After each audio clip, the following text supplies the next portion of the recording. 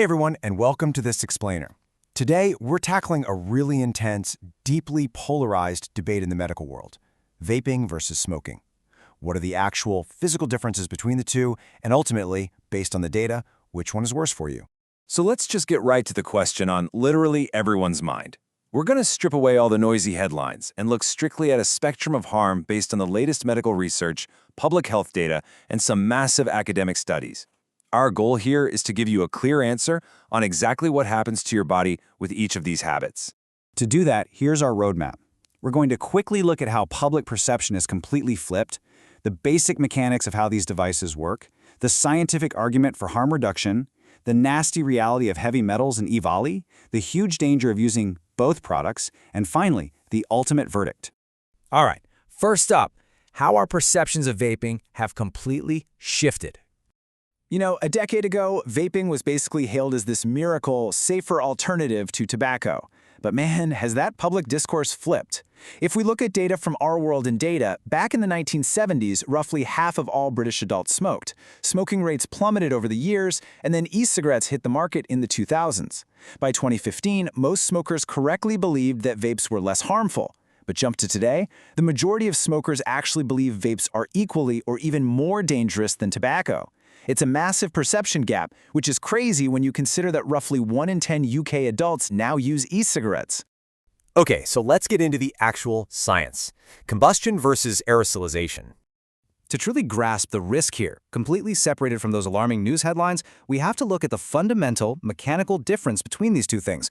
The absolute key point is that traditional cigarettes rely on combustion. When you light up, you are burning dry tobacco leaves. That fire creates a chemical reaction that releases thousands of toxic, cancer-causing chemicals, the big ones being tar and carbon monoxide. E-cigarettes, on the other hand, they don't burn anything. They just heat a liquid until it turns into an aerosol. Now, to be clear, this isn't just harmless water vapor we're talking about. It's full of solvents, artificial flavorings, and sometimes heavy metals. But the critical difference is there is absolutely zero combustion involved. And while we're talking about mechanics, we have to separate the addiction from the actual toxins. Nicotine is in both of these products. Yes, it's highly addictive. Yes, it spikes your heart rate and your blood pressure. But according to both the NHS and King's College London, nicotine itself is not the primary cause of cancer, lung disease, or strokes. The real fatal danger in smoking, that comes entirely from the tar and those toxic combustion chemicals, not the nicotine. So that brings us to the whole case for harm reduction. Let's look at the scientific argument that vaping is significantly safer. You've probably heard this stat thrown around before. Back in 2015, Public Health England estimated that vaping is 95% less harmful than conventional cigarettes. And look, that figure is directly reflecting the fact that vapers have a drastically reduced exposure to all those toxic burning chemicals we just talked about. And here's the thing, that 95% number, it's not just some random guess. It's backed by hard biological evidence. Researchers at King's College London conducted the most comprehensive review of vaping risks to date. They found that biomarkers for respiratory and cardiovascular diseases, meaning the actual harmful substances floating around inside the human body, absolutely plummet when a smoker switches entirely to vaping. To put that into perspective, a major risk assessment in the International Journal of Environmental Research and Public Health actually quantified this difference. They compared the daily use of 11 cigarettes versus 11 vaping sessions.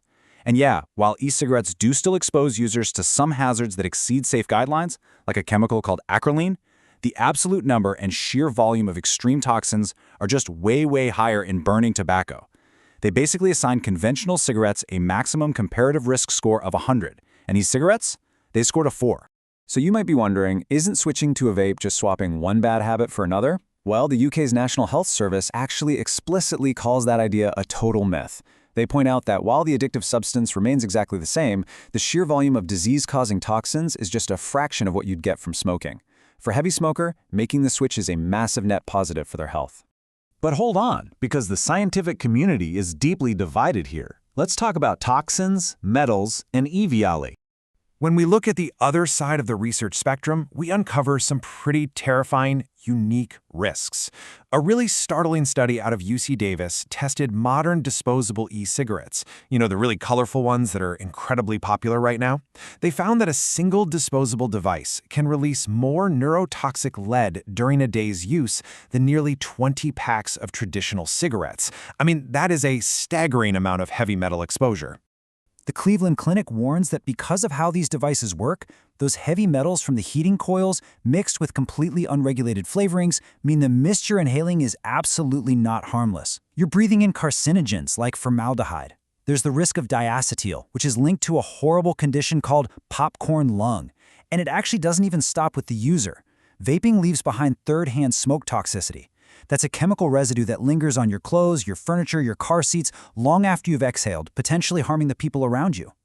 And sometimes, these chemical risks escalate into full-blown medical emergencies. Enter EVALI.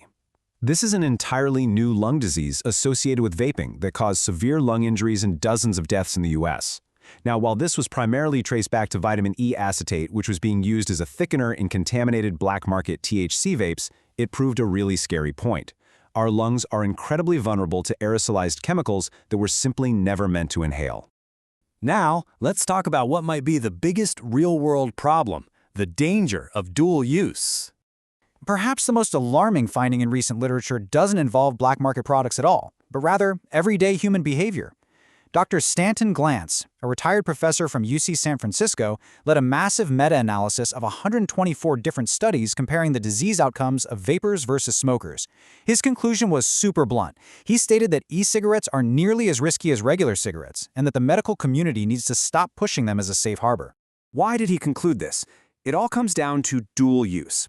The data shows that using both vapes and cigarettes simultaneously, which, let's be honest, is exactly what so many people do every single day, actually skyrockets your disease risk higher than if you had just stuck to smoking cigarettes alone.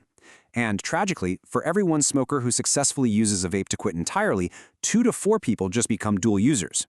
Plus, for non-smokers who decide to pick up a vape, they see a 24% increased risk of cardiovascular disease compared to people who don't vape at all.